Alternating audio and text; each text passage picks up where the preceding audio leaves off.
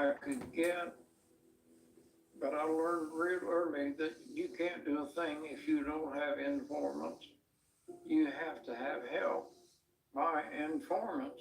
Most of them were high school kids. In these small towns, there's nothing goes on in a small town that the senior high school kids doesn't know about.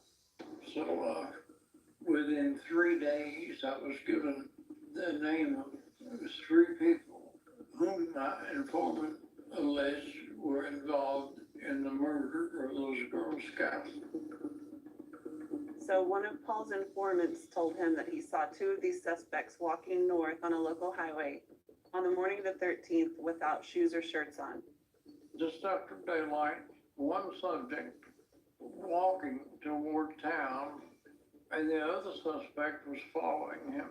The girls' camp was 2 miles south. According to Paul Smith's informant, it was the same two men Paul had seen in the front seat of the Super Bee following the Girl Scout bus through Locust Grove the day before the murders. Are you able to say the names of the people you saw in the car? At this time, I'd rather not give their names. Paul did not name these suspects on camera because they have never been publicly named, and two are alive and still reside in the area. And my informant told me one suspect went to a home of a friend and got her to take him to Tulsa. He was barefooted. He obtained a pair of shoes and a shirt. He took a plane to Modesto, California. My informant said the third suspect had a sister. She said that her brother came home just before daylight. And she said, I knew that he took drugs, but I've never seen him that high before. His shoes were bloody. He had blood on his clothing. And she said, what happened? And he said, I killed a deer. He sat down in the middle of the floor and took 2 pie pans and was sitting there with a spoon transferring the water from one pan to the other. When he'd get it full, he'd transfer the water back, and he kept repeating those little Girl Scouts. Those little Girl Scouts. Then the next morning, he reasoned to tell his sister, if you ever say anything about last night, I'll kill you. And I believe he would have. Paul Smith explained to Faith that he was just a city cop who didn't have the power to bring charges. He was passing his information on to Sheriff Weaver and also the Oklahoma Bureau of Investigation, or OSBI, who had control of the case. Harold Berry was a highway patrolman.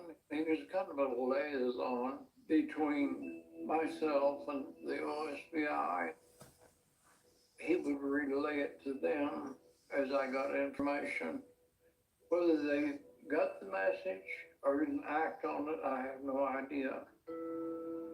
For the next 10 months during Gene Hart's manhunt and the following 12 months of investigation after his capture, the small-town cop conducted his own parallel but unofficial investigation, always sharing his findings with Harold Berry, his OSBI liaison.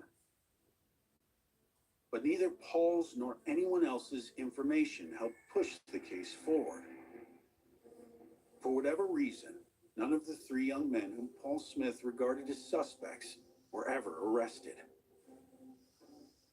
By the end of 1979, 30 months after the murders, with no movement in the case and the community still desperately wondering who killed 3 little girls, the local cop takes matters into his own hands. And so Paul Smith decides, I'm going to run on the prospect of solving this case and bringing peace to Locust Grove. And he ran for sheriff and he won. The day he took office, he was so excited because he was going to finally get access to all of the reports, all of the evidence. But the newly elected sheriff is in for a shock. there's a folder in there that said Gene Hart, but nothing else. None of the investigative reports from those who had already investigated the crime were there. It was empty. Gene Hart died in prison 3 months after his acquittal, where he was going to serve time for his previous rape.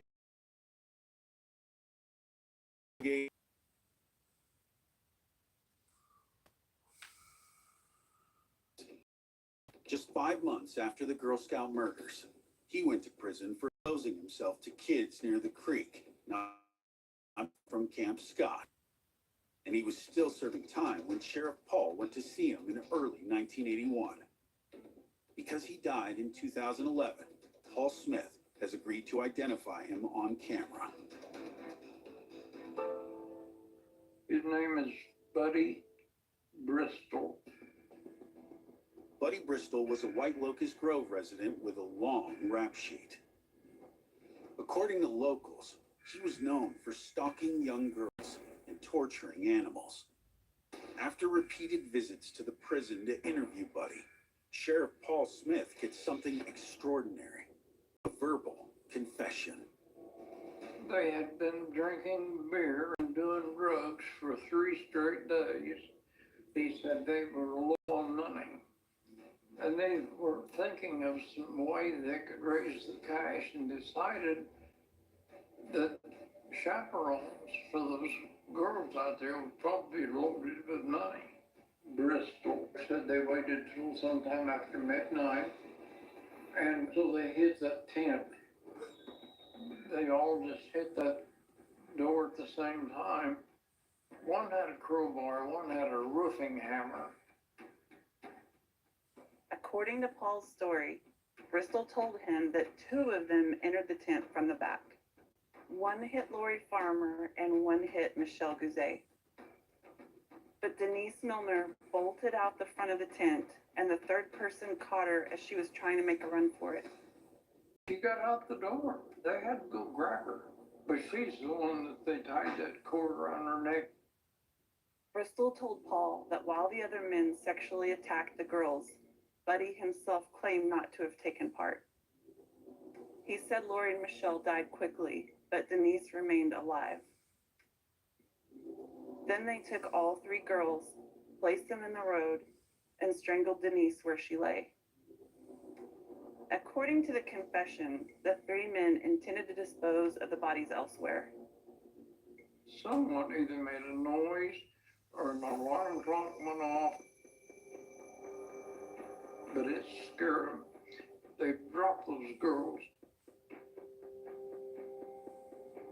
They got in the Super Bee, and one of the suspects was given the job of going to dump the vehicle, the murder weapons, and the bloody clothes. And that Super Bee was supposedly pushed into a river a few miles from Camp Scott. Buddy Bristol tells his story to Sheriff Paul Smith, but refuses to officially put it in writing and sign his name to it without a deal. He wants to know that if he gives a sworn statement on the record, he will be spared the death penalty. But Sheriff Paul knows it isn't a deal he has the authority to make. I told him that I couldn't make him any promises. That was the district attorney's job. Well, my district attorney was Jack Graves, who is now deceased. I went to Jack Graves that day, and I said, he's waiting for us down there, and he's ready to unload. He said he'd tell you everything if he could make a deal with you. And the DA jumped out of his chair, shook his finger at me, and he said, hell no, I'm not going down there. As far as I'm concerned, the man that killed those Girl Scouts is in his grave. And that's where he belongs. Paul's welcome as the public servant of the people of Mays County was an absolute closed door and a wall to all of the information that could be used to find justice in this case. Angry but undeterred, Sheriff Paul continues investigating, and within weeks, a local man approaches him with more supporting evidence. This man is married to the sister of suspect number 3, She's the same young woman who had witnessed her brother bloodied and high on drugs the morning after the Girl Scout murders. The man tells Paul that his wife can confirm part of Bristol's confession, but she fears for her life. Her husband tried to get her to tell me her story, and she was afraid she wouldn't do it. And finally, I got a phone call one day, this young girl's husband. He said, "My wife is ready to talk to you." Sheriff Smith sends a deputy to pick up the sister and her husband, but it quickly becomes clear that someone doesn't want the story told. When they stop at a toll booth on the way to Sheriff Smith's office, OSBI agents are waiting for them. Two men stepped out of their automobiles and suits and walked over and took my two witnesses away from my deputy. When Sheriff Paul learns what happens, he makes a fast trip to Tulsa. And by the time he arrives, the agents have just released the witness and her husband. They'd separated them, one of them in one room, one interrogated in the other room. When the girl came out, she was visibly shaking, and I thought she was going to faint. She was as white as a sheet. Where the OSBI, they must have just scared the devil out of her. But they went home, packed up, went to Arizona, and I've never seen or heard from them since.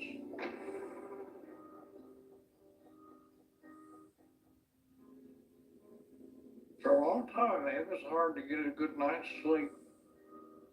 I just was so wound up in that case and angry at the same time because I couldn't get any help. All I needed was authority to let me file on these guys.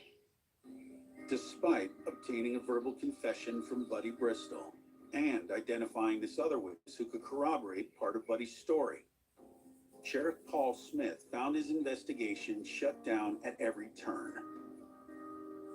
During his 4-year term as sheriff, he couldn't convince anyone in Oklahoma law enforcement to pursue murder charges against his potential suspects.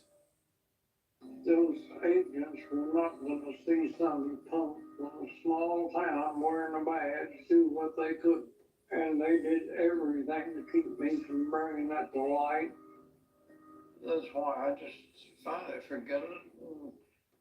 And I was so tired fighting because I knew I couldn't take another 4 years in that office. After his term as sheriff, Paul retired from law enforcement and became a farmer. But for the next 3 decades, he never forgot about Lori Farmer, Denise Milner, and Michelle Gouze, or the 3 suspects he believed were responsible for their murders. In 1990, 6 years after leaving office, Paul decides to go public with his findings in an interview on KJRH in Oklahoma. Paul Smith's research led him to a far different conclusion than the original investigation. Such as there being one man. Well, that just simply isn't true. You can look at the autopsy reports.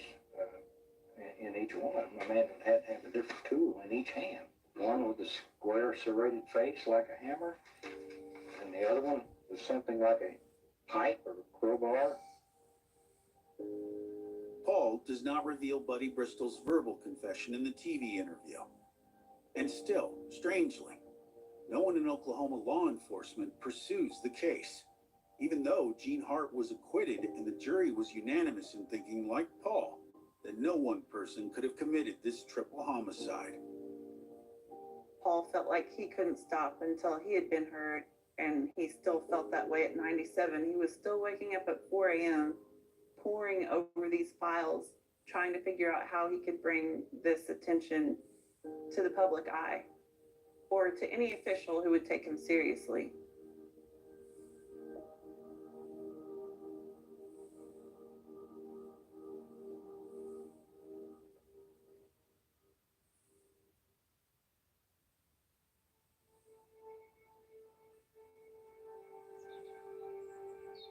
I couldn't really process it all at once because as someone who had studied the case never had I ever heard of any of these names. And although Buddy Bristol was long dead, two of the other suspects Paul identified are still alive and living very near my home. I left there and I thanked him for the story, but I also walked away stunned and not sure what to do next. And that night when I sat down next to my husband and I poured myself a glass of wine and I said, "You're not going to believe this story." I had just finished telling him how insane this was. All of a sudden my phone dings and I look at it and there's a message from a number that I didn't recognize. And it was from someone I'd never heard of before. And they said, "I have information about the Girl Scout murders. Can you please call me?" And I felt very uneasy. And so I asked my husband, "What do you make of this? What should I do?" And he said, "You get a call." On the other end of the line was a woman named Jennifer Morrison, who years earlier had investigated her own son's death. The cover-up she exposed was detailed in her book, Justice for Truth. Paul Smith had referred her to Faith. Shall I sit here? Please. Okay. Paul was 87 years old when he found me. He read my book and saw that I had dealt with some dirty cops, of sorts. And he just thought that since he had gone to different places trying to get help, that maybe this old gal from Oklahoma could help him stir something up. So Jennifer took up Paul's challenge and began her own investigation. The jury had believed that Sheriff Weaver had planted pretty much all of the evidence against Gene and Leroy Hart, and Paul believed that as well. So what he handed me was all of his investigation, the people that he had spoken to, the witnesses, their names, but was never allowed to pursue any of that. Jennifer worked her way through Sheriff Paul Smith's old files, creating her own brief of questions and facts. But when she approached the Oklahoma State Bureau of Investigation, which still controlled the case and owned the official investigative files, they would not cooperate with her. It seemed like either people were dead or they were attached to the OSBI, and I couldn't get over that wall. So I felt like I had failed. I just couldn't think of anything else to do. Morrison moved on to other projects, but in the spring of 2021, 10 years after she began looking into the Girl Scout murders, she suddenly and unexpectedly found herself back in the middle of the case. I get this letter in my mailbox, and it's from a person that I don't know. This person told me that they had been aware that I had reached out for information 10 years earlier, and that a Cherokee man who didn't want to talk to me back then, but he had since become ill. He needed to get some things off of his chest before his death. And he told this person that mailed the letter that he would write it all out and wanted it mailed upon his death. And he gave me pieces of the puzzle that Paul didn't have.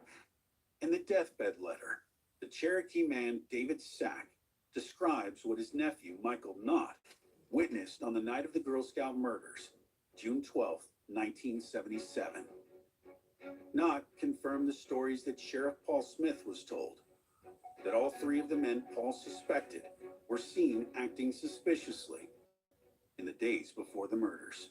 According to the letter writer, one of Paul's suspects was a pedophile. And it was witnessed a day or two before that, talking and laughing, that they had found a place that they could station themselves near where the girls showered. In addition to revealing that the suspects spied on the young girls in the days prior to June 12th, the letter identified a fourth man with the group in the early morning hours before the murders, who was also a known pedophile. a fourth man. Surprise, surprise. Morrison hadn't seen Paul Smith for several years, but she tracked him down. She wanted to tell him she uncovered an additional suspect. When I went in to see Paul, I noticed that he was smaller. He'd shriveled up quite a bit. He was no longer able to walk, but he had the sheer will to live to see this case solved. When I came in and told him, Paul, I think you've got a fourth man, he was so excited. He said, there's this lady, she is a school teacher and an author and an attorney, and she's teaching school over here at Stillwell, Oklahoma, and her kids are going to do some kind of project with the Girl Scout case, and he gave me Faith Phillips's number. And I immediately texted, and so it began.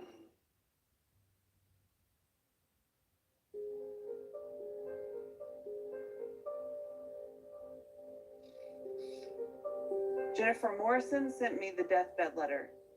It was an independent source of the exact same names that Paul Smith had given me. But there was now this fourth man, and it was a name I had never associated with the case. I knew the responsible thing to do was to go to the authorities and let them run it down. I really believed that I would hand this information over, and I could say I did what I was supposed to do and just be on my way. I knew that the Girl Scout case was still considered open by the OSBI. I thought that was great because I'd already worked with the OSBI on my previous book. Faith's contacts at the Oklahoma Bureau of Investigation recommended that she pass her new information along to the special agent in charge of the case.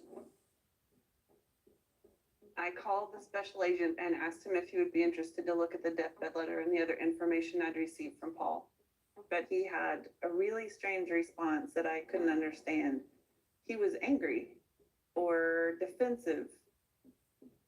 You hear this messaging all the time. From the government, they say, if you see something, say something. And that's what I was trying to do. But the special agent in charge of the case said he wasn't interested in meeting with me. His reaction was really surprising. He said, who told you to call me? And as soon as I told him that I had additional information about the Girl Scout case, he was immediately angry and aggressive. The special agent said we've run most of this down, which was interesting because I knew for sure they hadn't run down the deathbed letter. Jennifer Morrison told me that no one had ever seen that letter except for the man who wrote it and Jennifer Morrison and now myself.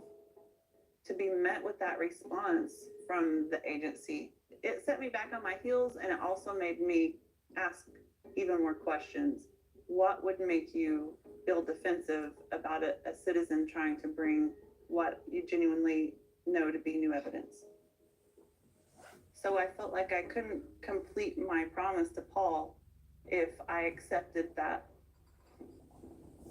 Faith decides to dive into the preliminary hearings to look for something the investigators might have missed.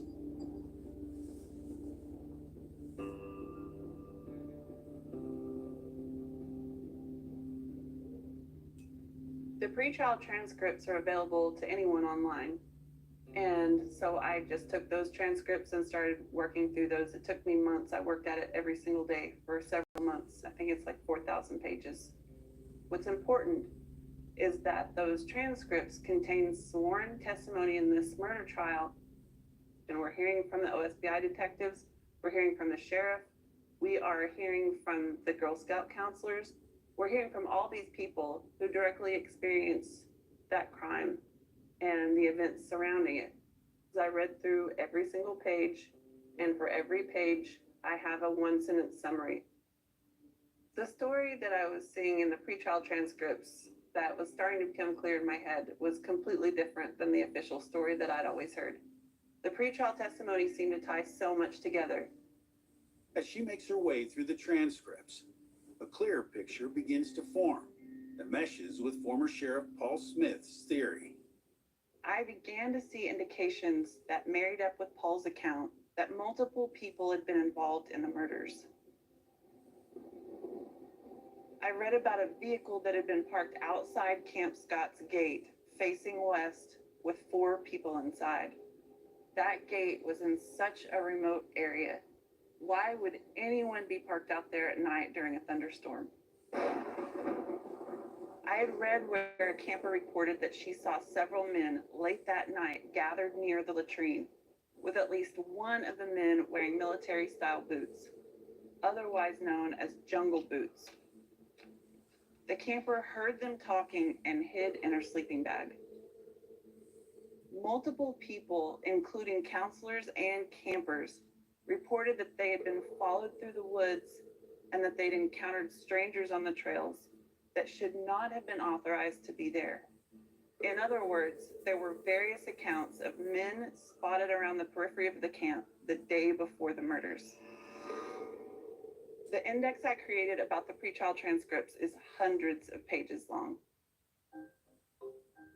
Whenever I had the opportunity, I asked Locust Grove locals what they remembered about that Super Bee Paul Smith saw following the Girl Scouts and the men he saw in it, two of whom still live in the area. But always, as I was gathering information, I made a choice not to approach local law enforcement in Mays County.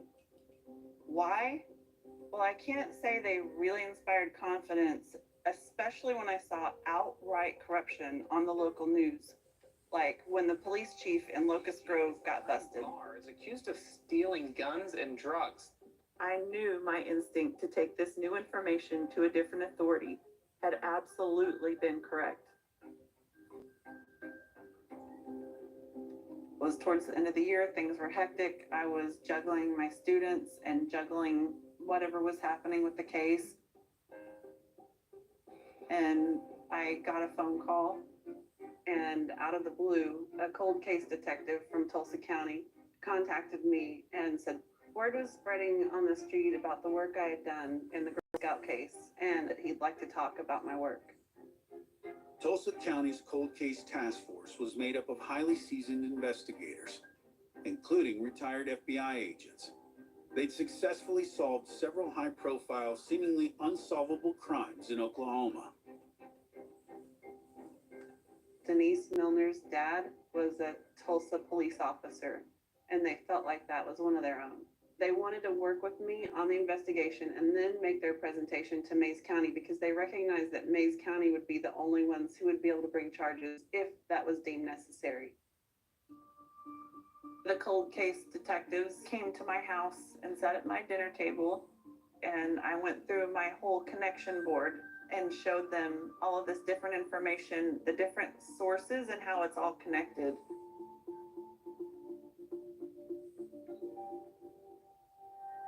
So based on the information that I provided to the cold case detectives, they believe that the suspects identified by Paul Smith were absolutely worth checking out. I felt respected and I felt heard because these gentlemen were obviously seasoned detectives. In particular, the part of the story where they take the Super Bee and dump it off in the river. I mean, that's a pretty simple thing to eliminate. And I repeat this over and over again. Somebody shows me that Super Bee. If I find it that it's in a garage or parked out in a junkyard somewhere, that's it. Okay, I was wrong. And Paul was wrong. We ran it down. Thank you very much for your time. I apologize, and I'll walk away. But the cold case searched for that vehicle across the nation and in the state of Oklahoma. And that Super Bee has never been tagged again since 1977, the night it disappeared. So I had all this information and I knew I needed to go back to Paul Smith to share all of this and consult with him. But about a week after that, Jennifer Morrison texted me and said, "Oh, Faith, it's not good. Paul is really, really sick, and I'm not sure he's going to make it this time." It was dire. He was back in the ICU. He actually said, "I can feel it. I'm slipping away. I'm not going to make it." And the next morning, he had died.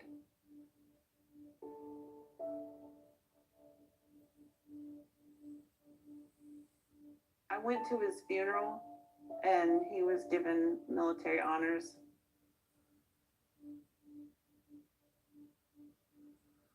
The cold case was there, and they had really honored and respected Paul. And afterwards, we all kind of gathered outside, and we all just agreed that we couldn't stop. We had to honor what we had promised Paul.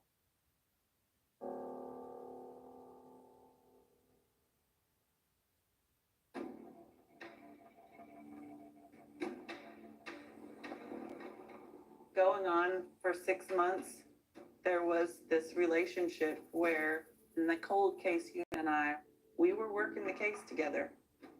Every single time I would find something new, I'd just send it on.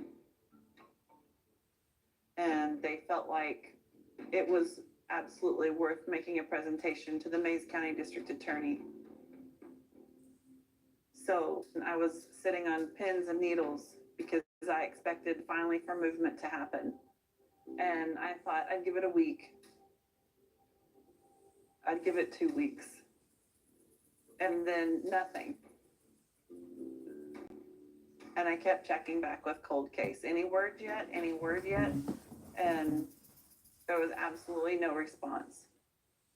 By the winter of 2021, despite half a year of collaboration, Faith receives disappointing news. All I know is that at some point, the cold case unit met with the Mays County Sheriff, and after that day, I never heard from them again. They ceased all contact with me.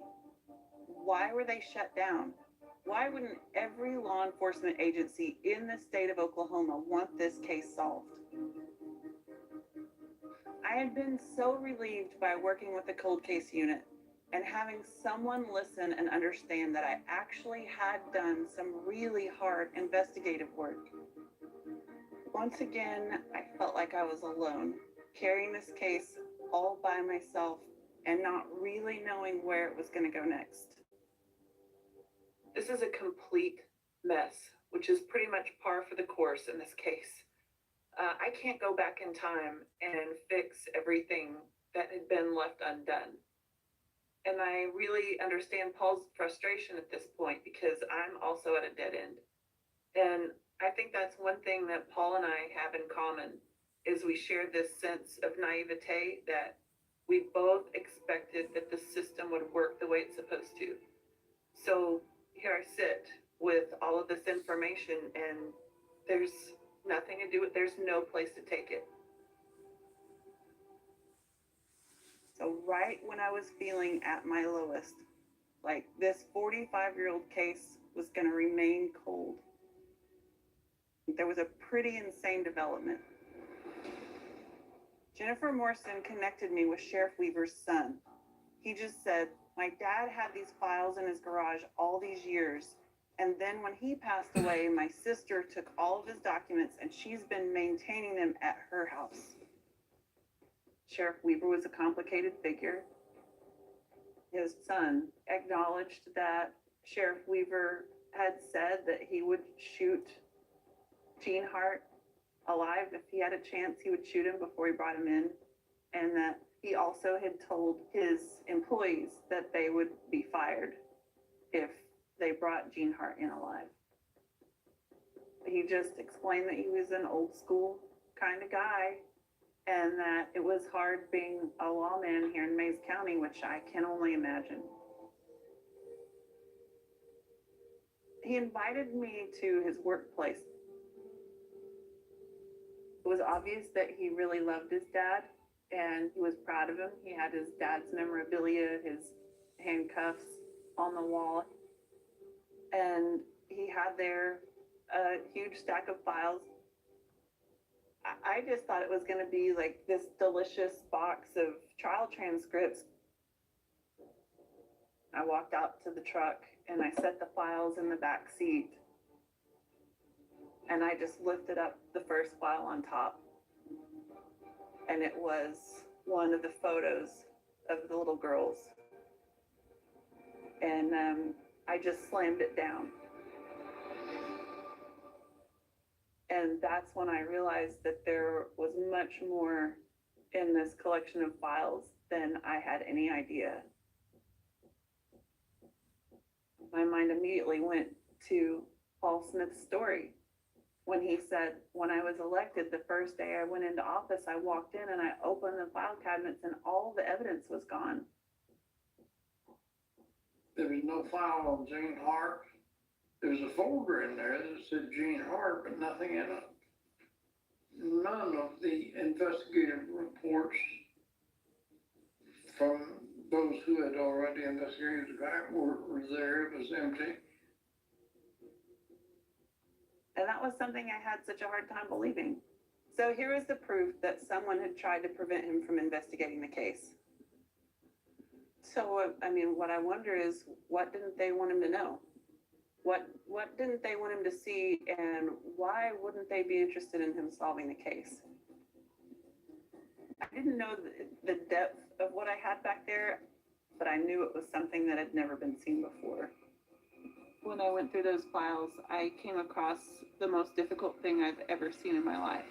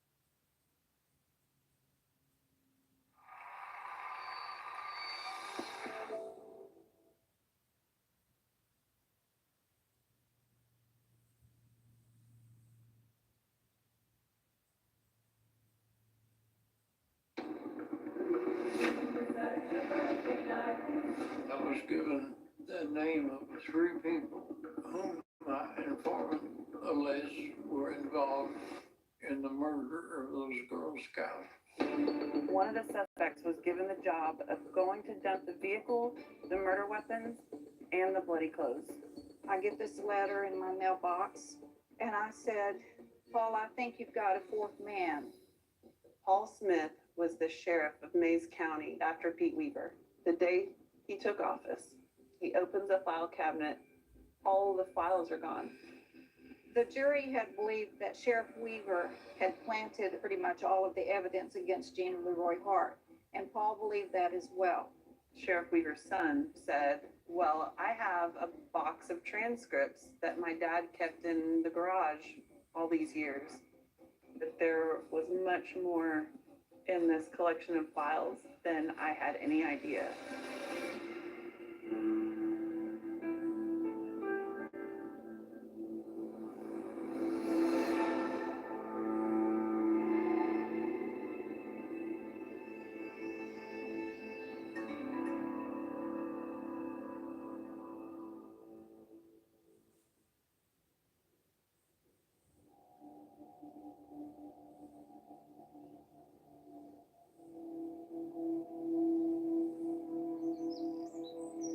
Okay, this one's gonna be really important for documentation purposes. I got contacted by the family of Sheriff Pete Weaver, and they said they had an ice chest of files. I've been trying to get my hands on the trial transcripts, and I thought that's what it was gonna be. But for some strange reason in Oklahoma, when a defendant is acquitted, they don't have to maintain the trial transcripts, and so you can't access the trial transcripts for the Hart trial, which is crazy since it was probably the biggest criminal trial in state history. That's what I thought I was going to pick up. But when I looked inside the ice chest, there were classified OSBI documents. And I think these might be the files that were missing from Paul Smith's office when he took over as sheriff. I think that must be what it is. And if that's the case, the implications of this are huge. It's amazing. I don't even know what to do with it. Confidential report. Do not copy, do not disseminate. One of the first things I see are crime scene photos that I've never seen before. I'm looking at images of a boot print and a shoe print in the blood on the floor of the tent. Man, that is just like, it's almost like someone drew it. It's such a perfect boot print. In the preliminary trial transcripts, I see multiple references to a boot print. The boot print is described as a jungle boot by multiple witnesses, including Sheriff Weaver. It's described as having a large lug on the sole, and several different references call it a Vietnam-era jungle boot or a military boot. Got this drawing by one of the investigators, and they've written Red Wing next to it, so I don't know if they actually identified the type of boot. And then when you look at this one, it's the same boot.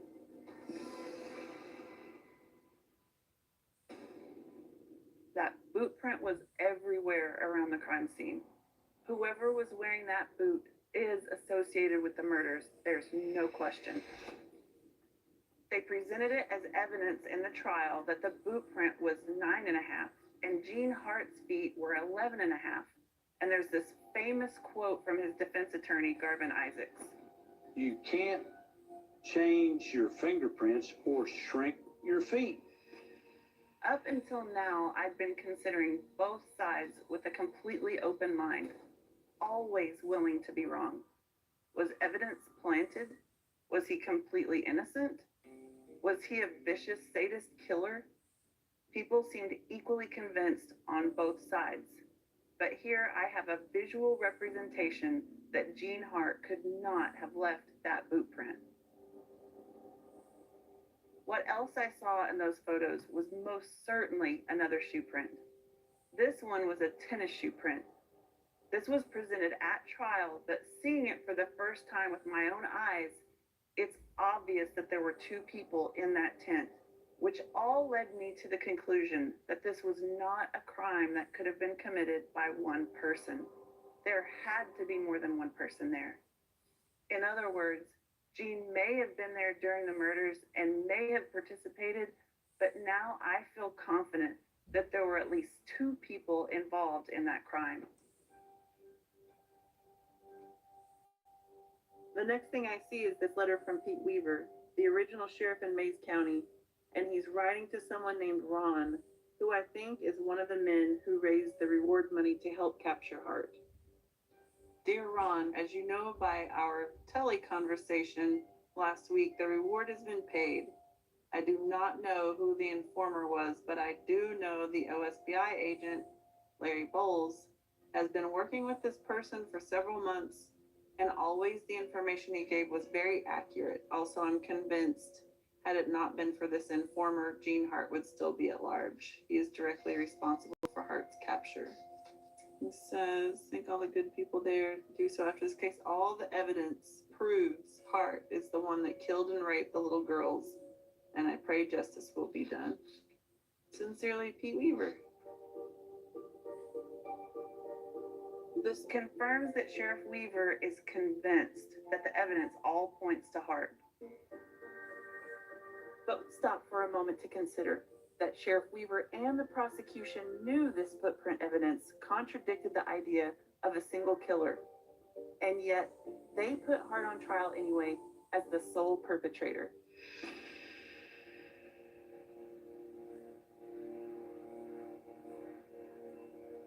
When I went through those files, I came across the most difficult thing I've ever seen in my life. The crime scene photos of Lori Farmer, Michelle Guzet, and Denise Milner. My reaction when I saw the photos was immediate. I started weeping, and I wasn't able to look anymore. I had to put them away.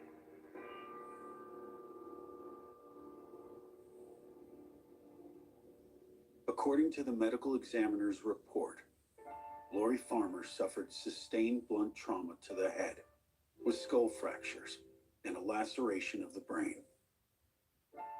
It there was one blow to the head that appeared as a semicircle behind the ear.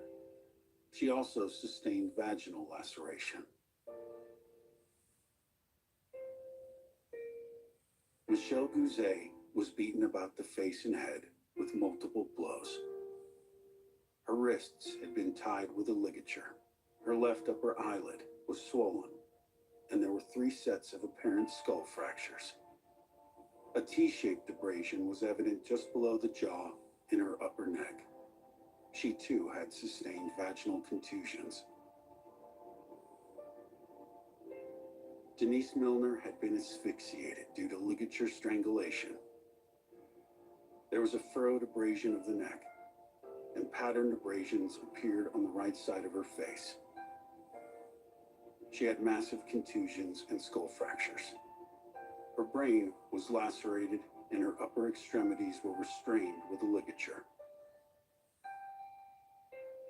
She also suffered blunt force genital injury.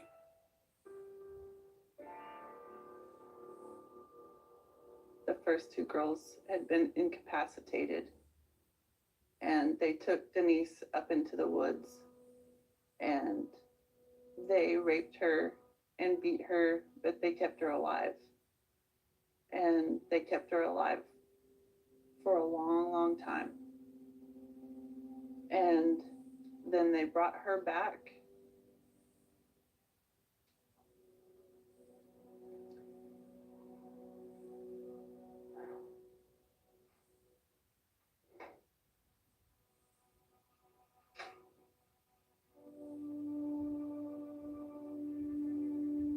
Then they took all 3 of the girls and placed them in the road and finished strangling Denise where the bodies were found.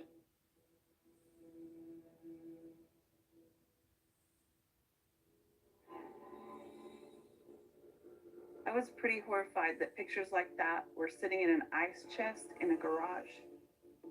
So graphic and horrific that they should have been sitting in an evidence room. They shouldn't have been in a garage for anyone to come across. I think the answer is nobody cared, because they knew nobody else was going to solve it. I quickly came to the same conclusion that all 12 jurors had reached in their acquittal. It was not possible that one man could have physically accomplished this alone.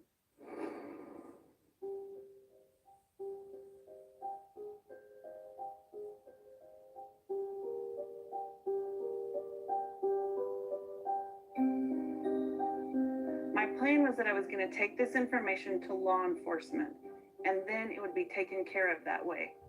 But having spoken with Paul Smith and Jennifer Morrison, I understood that there was this wall where law enforcement traditionally had not been interested in any other theories besides the official one. And it seemed like the same wall when I couldn't get in contact with the Tulsa cold case detectives anymore.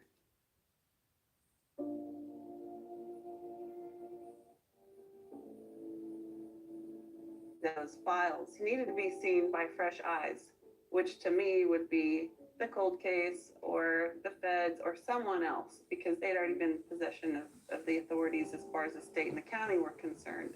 I did wonder, what would I have to come up with to get someone to listen to me and at least take me seriously?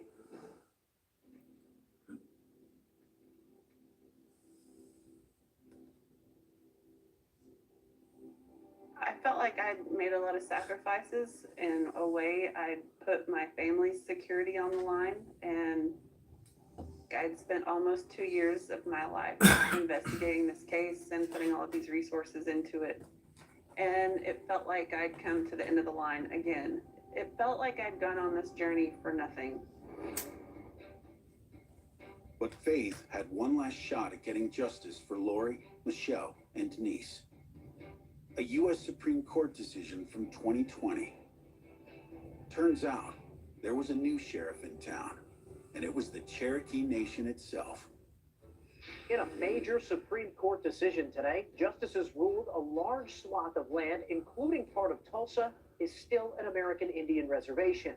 Tribal members can no longer be prosecuted by the state for crimes that happen in the Muskogee Creek Nation. My fellow Cherokees, today is a great day for Indian country.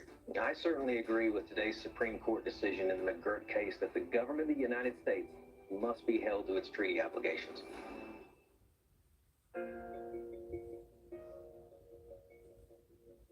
I'm Sarah Hill, the Attorney General for the Cherokee Nation. The McGirt case itself was a criminal case. There was an Indian who was facing a serious criminal charge, and he made a new argument that the reason he couldn't be prosecuted by the state was because he had committed the crime on an Indian reservation. And on an Indian reservation, the state has no jurisdiction over Indians who commit crimes. Either the tribe or the United States has to prosecute them.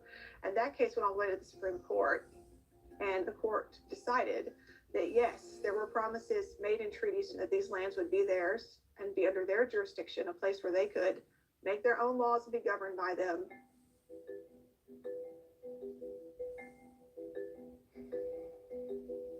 My name is Nathan Clark. I'm an attorney in Tulsa. The U.S. Supreme Court has created this shift back towards federal and tribal legal involvement. It's not just the Muskogee Creeks. A lot of tribes in Oklahoma have had the same outcome. So if there was a murder that was being investigated this week in the Cherokee Nation, the FBI would certainly have law enforcement jurisdiction, but so would the Cherokee Marshals. Nation 3, Adair County. 43% of the state of Oklahoma would technically fall under Indian reservation land. So 43% is a very significant number. Within that large swath of land is the town of Locust Grove and the Camp Scott campground where the Girl Scouts were murdered. This is no longer technically in Oklahoma. According to the Supreme Court, it's in the Cherokee Nation. I think that the McGirt decision has a very real impact on the investigation of the Girl Scout murders. For the first time, Cherokee Marshals have law enforcement jurisdiction. And the Cherokee Marshals have an opportunity to interview Cherokee citizens in, frankly, a way that probably has more access than would the OSBI. Even a crime that occurred some time ago, even if it happened 45 years ago, it could be prosecuted by the tribe. I'm sitting here feeling so stupid right now because of course I was aware of McGirt when it was handed down in 2020, but when all of these things started happening in 2021, I just assumed that I should be taking the evidence to the OSBI because they've always maintained the evidence in this case. But actually, these are new suspects and it's on Cherokee Nation reservation. So technically McGirt applies. And Cherokees have a lot of faith in our Cherokee Nation court system. So I literally just got off the phone calling the Cherokee Nation Marshals to ask them if they would consider this information. And I have absolutely no doubt that they'll do due diligence to look through everything. And maybe that'll be what actually gets someone to find some justice for these families.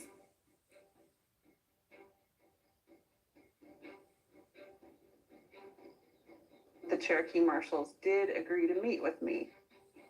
And so we set up an appointment for me to bring in this huge box of files and all the evidence that I'd uncovered. I felt a sense of relief that I could pass this off once again, hopefully.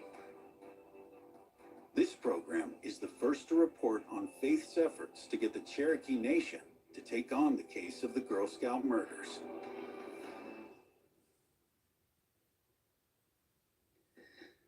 I just got out of my meeting with the Cherokee Nation Marshals and I feel heard.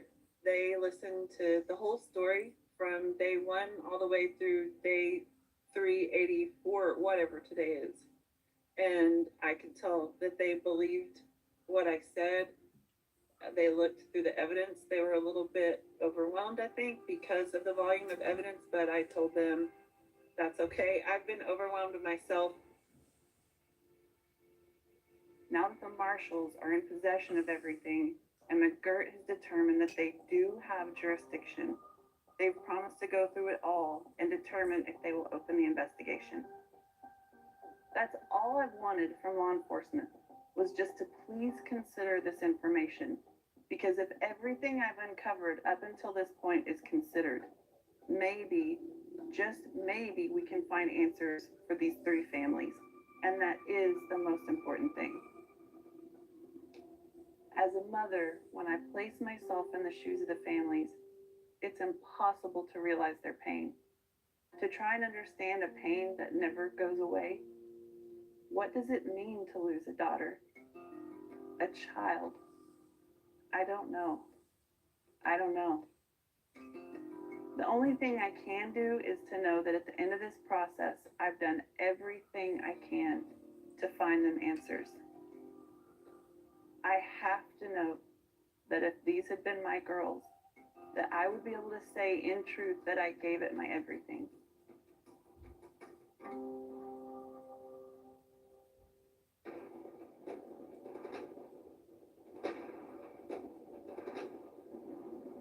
So the news of my work has been spreading through the community, which is fine. All I wanted to do was be above board and honest from day one. But some of the most unexpected things have been happening, and today is probably the most unexpected thing. So the niece of Jean Hart has agreed to sit down with me, and this is huge.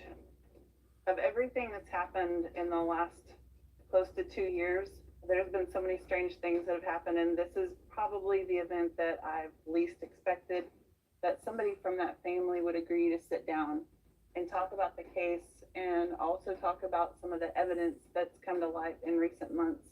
As far as I know, they've never gone on the record in 45 years. I'm really interested in hearing the family's perspective. And I'm also excited to share some of my information with them. What I've been learning is that when people start telling their stories and they feel heard, then the truth usually rises to the top. And I feel like that's what's happening in this case, is you have all of these different stories from people who are involved, and the parts of their stories that overlap. That indicates to me that those are parts of the story that are probably true. So I'll be really interested to hear what Kim Baker has to say today and find out if there's any part of her story that overlaps with some of this other information that I've been coming across. Come on in.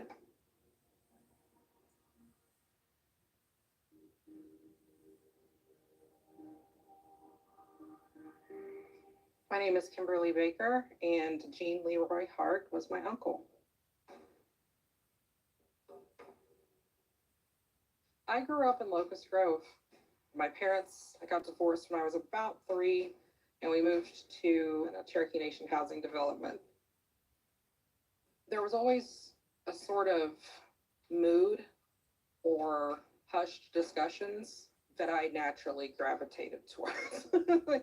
Ooh, there's a secret. What is it? I want to know. Finally, I think it was 8 or so when I discovered in my mom's jewelry box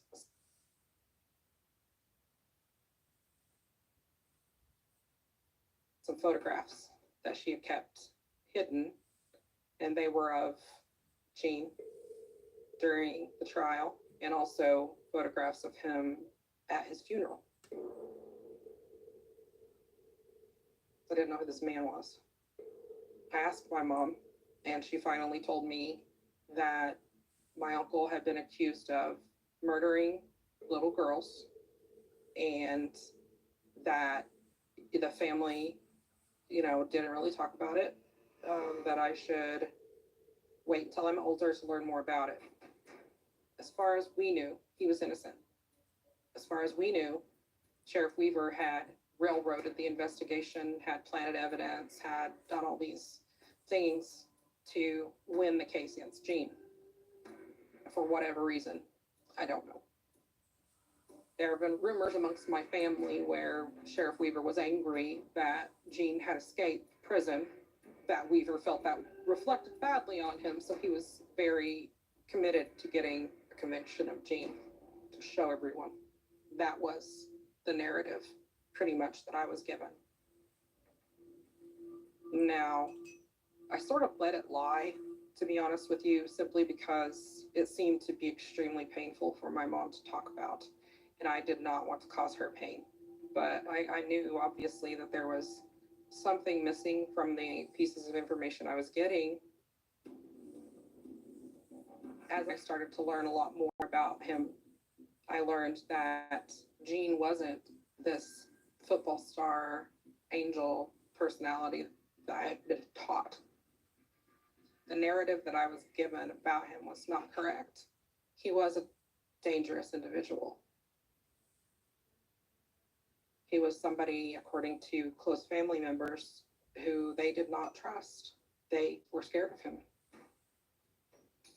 That information that I had from my family growing up and then seeing the new pieces of the puzzles that I got to put together, I realized that they were right to be fearful.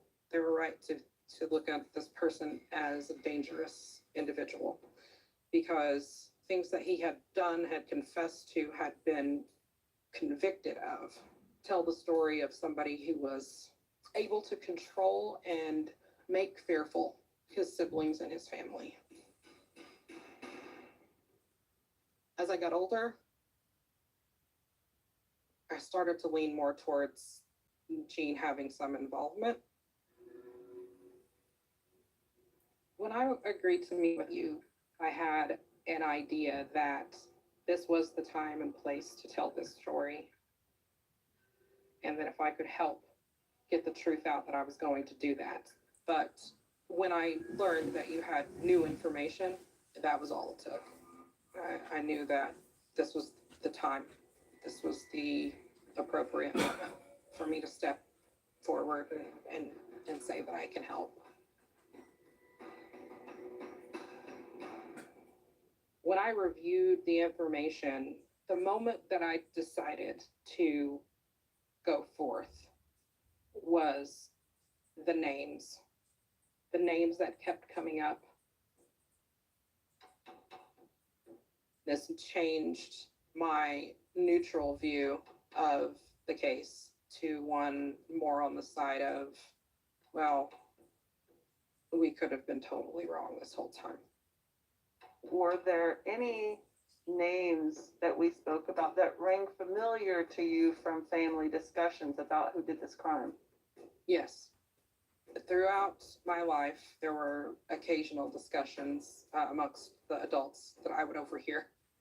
I recognized a name from the list of names that the youth shared with me as being a member of a family that we were close with in our neighborhood.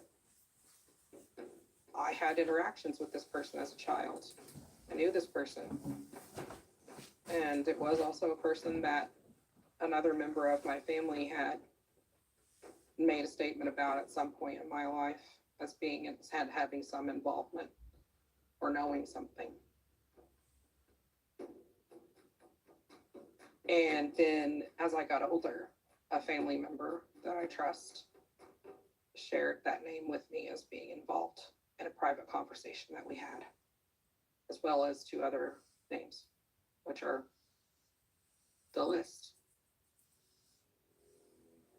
I had shared former Sheriff Paul Smith's list of suspects with Kim, and to my total shock, they matched the names she'd heard throughout her life as having some kind of involvement in the Girl Scout murders.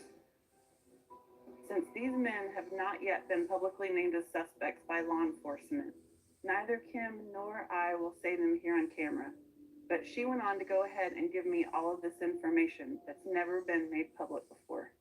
How many times do you think you had heard those names over the years in conversation? A dozen, at least. I mean, it was enough to stick. I know from listening to my mother, my aunt, and my uncles speak about Gene that they were scared of him. It's not easy to admit, and it's not going to be easy for some of my family to kind of accept, I think. But that's just what the facts are. He was a controlling individual who controlled through fear of violence.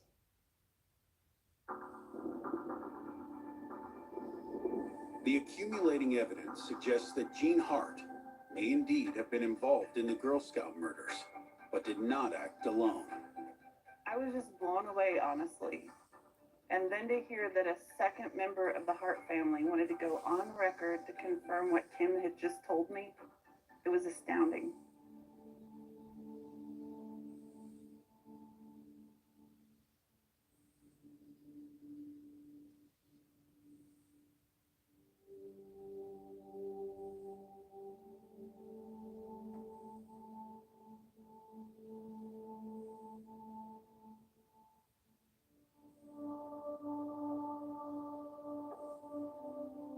My name is Meg Baker, and Gene Leroy Hart is my great uncle. My mom told me about Gene when I was old enough to actually comprehend words. When she did tell me about Gene, it was more just like, you're not really supposed to talk about it. Don't bring it up to people, but it's kind of like a secret. At first, I just really didn't think about it, right? But then as I got older, I was like, this is actually something that needs to be talked about. There's more to the story than just like, did he or didn't he do it?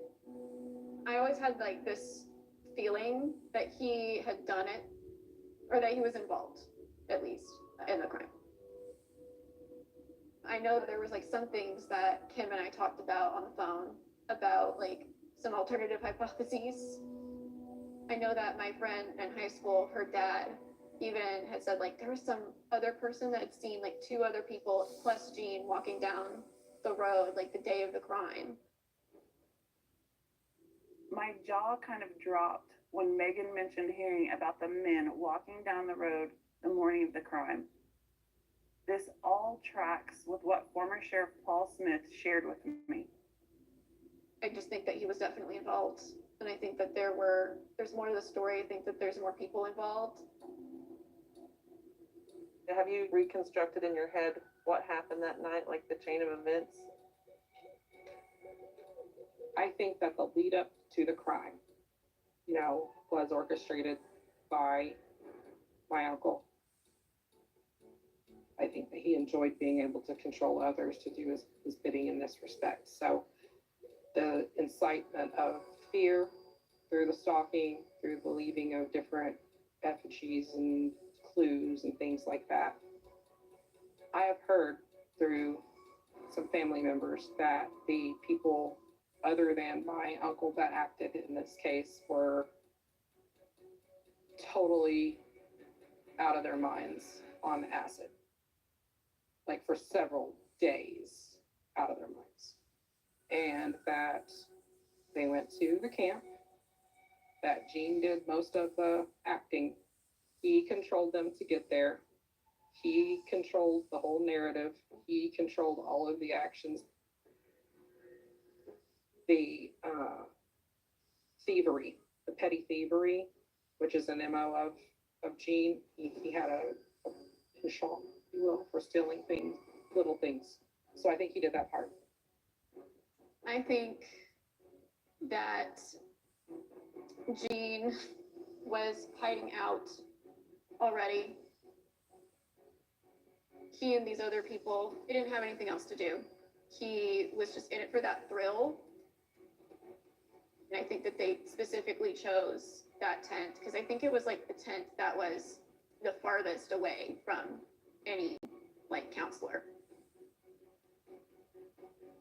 But you can't keep 3 girls quiet, right? Like that's pretty hard to do on your own for one person. But I don't think that was enough for him.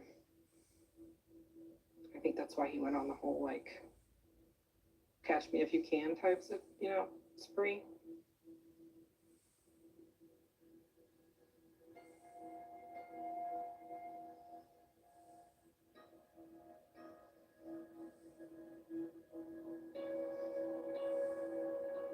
There are people that need closure, that deserve closure, people that deserve to know the truth.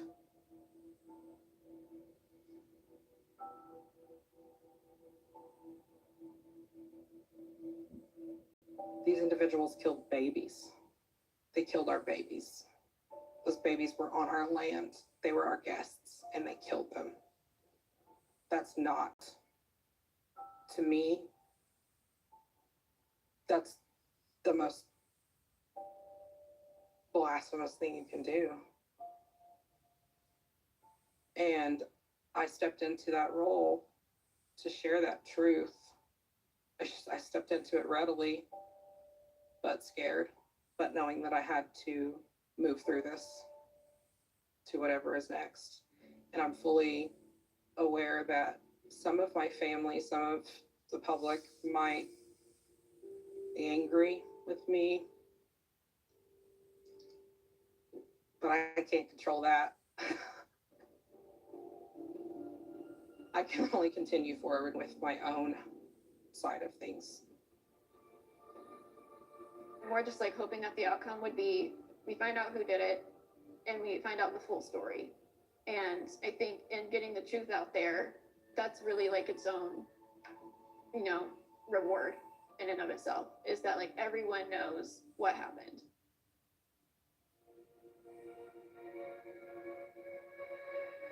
Hearing from Kim and Megan definitely validated a lot of my questions about whether or not I had spent the last 18 months on this journey, hunting down all of this evidence, whether or not it was worth my time, whether or not it was worth all of the sacrifice and the risk that we took. But also hearing Kim specifically speak about bringing some peace and some answers, specifically answers to the victims' families. What it did was it validated what I said from the beginning. I said, what I'm after is the truth. And hopefully through the truth, we can have reconciliation and healing.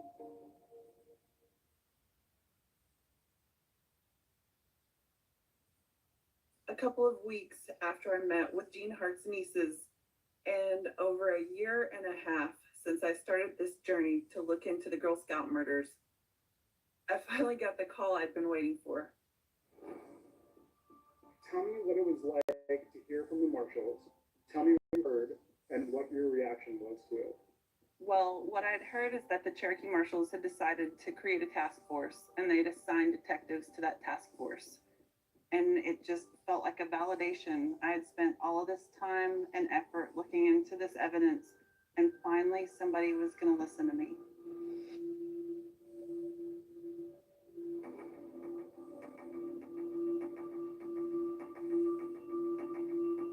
This case is 45 years old. Every year that a case passes, it is more difficult to get justice. It is never impossible, but it gets more difficult with every year that passes. After 45 years, it is extremely difficult. Even if you have good evidence that someone is guilty of a crime, it is often the case that you do not have the evidence to charge them. And that's what we are slaves to, is there sufficient admissible evidence to make a case against the individual that we want to charge? If there's sufficient evidence to charge the guilty party, then they will be charged and we will execute our duty. You can't close a capital case just because the first man was found not guilty, but the case is not closed.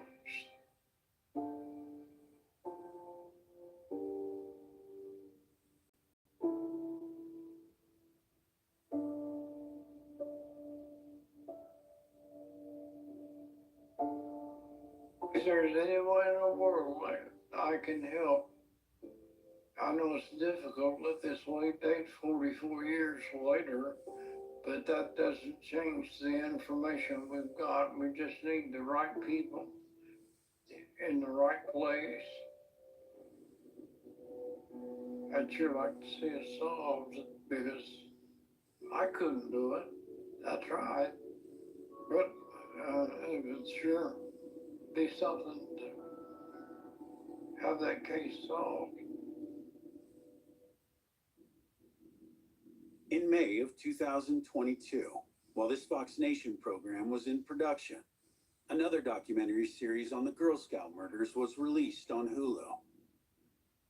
The program recounts how a semen stain taken from Michelle Gouzet's sleeping bag was sent to the FBI for testing in the late 1980s. At the time, the FBI claimed the findings were a partial match to Gene Hart. But but there was not enough information for the FBI or the Oklahoma State Bureau of Investigation to call it conclusive. The Hulu series focuses on how, in 2019, working with the current Mays County Sheriff Mike Reed, the OSBI revisited the hundreds of pieces of evidence originally collected from the crime scene to determine if any DNA still existed for analysis today. In addition to the semen sample, one more item could be tested. Hair found on the floor of Michelle, Denise, and Lori's tent. The FBI has gotten the DNA profile off of the semen stain. We got the DNA profile off of the hair from the floor of the tent. Those two items are the only ones we've been able to get a usable DNA profile from. Sheriff Reed's office sent the two DNA samples out for testing, leading the sheriff to make a bold pronouncement in the final episode of the Hulu series, in effect suggesting the Girl Scout murder case was closed. All the DNA testing that's been done on this case, it excludes every suspect that I've ever heard or know of that's been brought up in this case, except for one person. And that person would be Gene Ruhlhart. But in fact, since the DNA does not positively identify Gene Hart, it does not exclude all other suspects. It's also unknown whether the suspects Sheriff Reed referred to are the same ones identified by Sheriff Paul Smith. In a social media post published shortly after the Hulu program aired, Sheriff Mike Reed backtracked, stating the following: "I will clarify some misinformation. The case will not be closed unilaterally by any one investigative agency."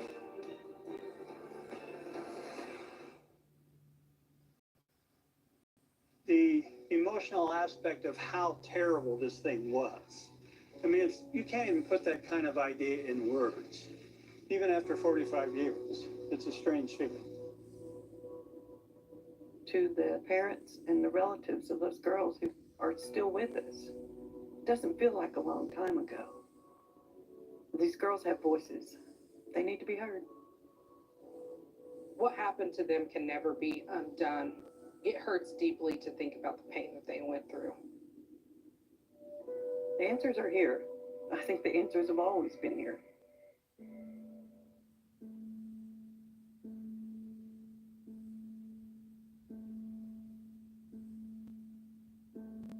It perturbs me to think that if there are other people that are accountable, that they've been walking around on this planet with us for 45 years without consequence.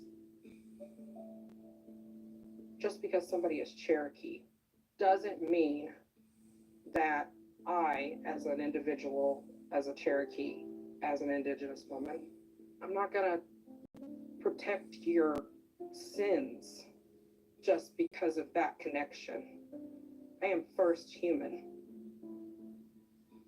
There is unfinished business. There are people that deserve closure, people that deserve to know the truth.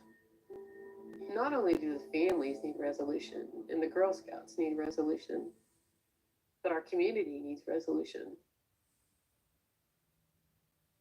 When I look back at everything that's unfolded, first there was the tragedy in 1977, the murder of these three beautiful girls. Then there was a second tragedy, the miscarriage of justice, and then the lack of interest in the years afterward. It's consumed so many lives. And to think so many people still bear the scars all these years later. Now we can have renewed hope that there's still a chance for healing. I actually imagine turning on the TV and seeing a press conference and saying there's been an arrest in the Girl Scout murders. I dream about it too. I've had dreams where I see the Tulsa World and the headline across the front says, Girl Scout murders solved. How would that make you feel?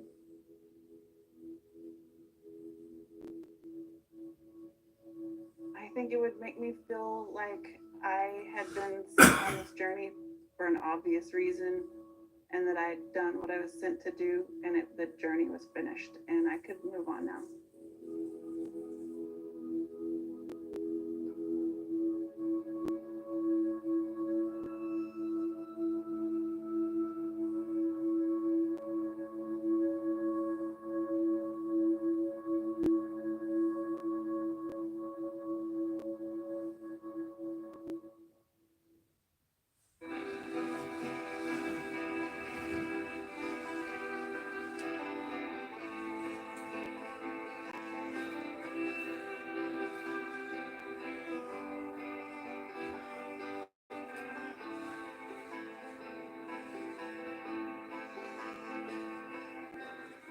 Well, that was pretty good. Hope you guys enjoyed that. I had no idea.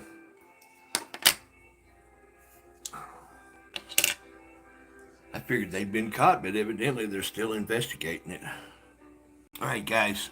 Thanks for hanging out. You're welcome. Hey, Big Tech, Ziggy. Thanks, everybody. Christy, Betty, everybody, thanks. I'm going to pause that. All right. All right, Al, that was interesting. I'm like, where's the car and where's the other two guys? That's what I'm wondering, right? All right. All right. I'll see you later. Thanks, guys. Catch you later.